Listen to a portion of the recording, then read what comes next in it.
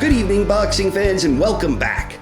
Another big fight and another incorrect prediction, proving once again that I don't know shit about boxing. This is Rummy's Corner. This past Saturday, in front of a packed crowd at Wembley Stadium, IBF heavyweight champion of the world, Anthony Joshua, squared off against former longtime world champion Wladimir Klitschko. In addition to Joshua's IBF title, the vacant WBA belt was also on the line. The bout opened up with the two boxers having a customary feeling out process, and after they both settled in, a pattern emerged that saw Joshua take control of the early action. Things were competitive, and Klitschko looked far more comfortable than when we last saw him in a losing effort against Tyson Fury, but Joshua was clearly outboxing Klitschko over the first 4 rounds. Anthony was throwing more punches, he was landing more punches, and he was doing an excellent job of neutralizing Vladimir's jab. Klitschko did land some big right hands during this stretch, but he was still being outgunned by the younger champion, especially in terms of power shots. Joshua stormed out in round 5 and hurt Klitschko with a big left hook. He then unloaded with a furious assault as Wladimir was desperately trying to grab on and bide time, but he couldn't keep the champion off of him, and another big left hook led to a flurry that left Wladimir timbering forward. Klitschko made it to his feet, and he appeared to be badly hurt. But the knockdown seemed to embolden Klitschko, and he began uncharacteristically swinging for the fences with several loaded left hooks. Joshua appeared fatigued, and the uncharacteristically aggressive Wladimir started finding the mark, and he finished the round strong.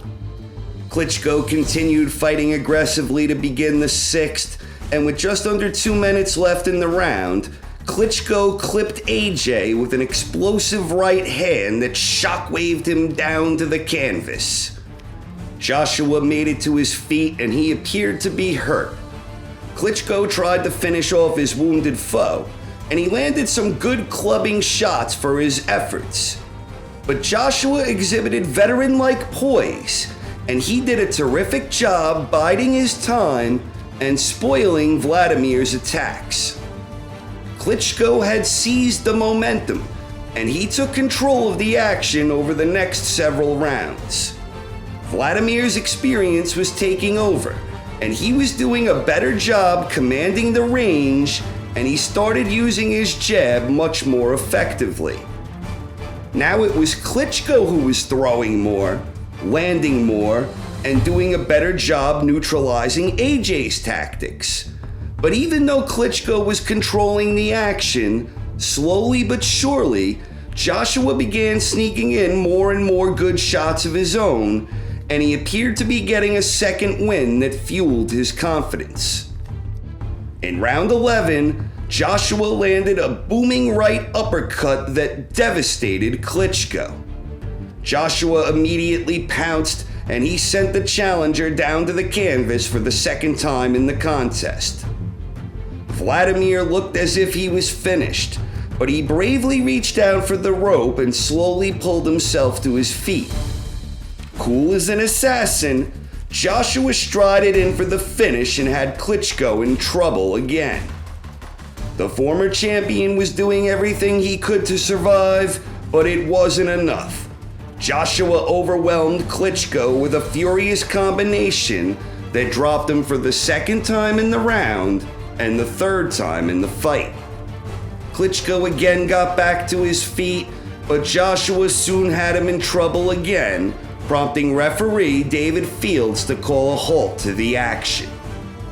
Anthony Joshua had defeated Wladimir Klitschko by 11th round technical knockout. AJ successfully defended his IBF championship while also adding the WBA belt to his collection, making him a unified heavyweight world champion. There are a lot of interesting options out there for Anthony Joshua. The top-rated WBA heavyweight contender is Ortiz, and the top-rated IBF heavyweight contender is Pulev.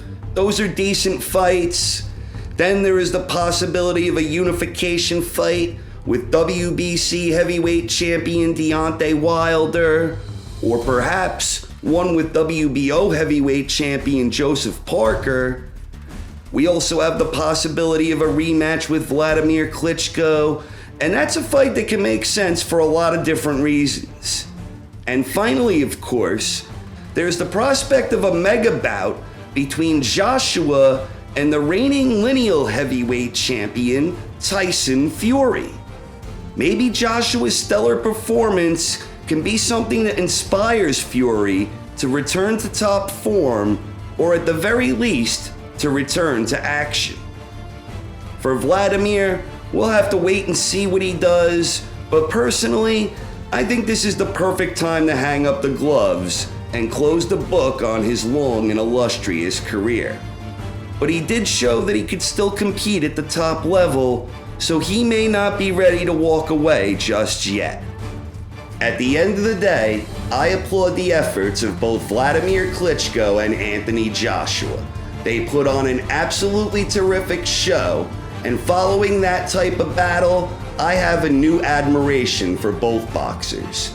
Klitschko exhibited tremendous championship heart, and for Joshua, winning that type of fight the way that he won it, overcoming adversity, scoring the dramatic late round knockout, that type of experience is priceless, and I imagine he's only going to improve and get better from here.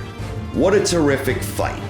This is Rummy. Thank you for tuning in. Please stay tuned for more episodes in the future, and thank you for your support. Good night.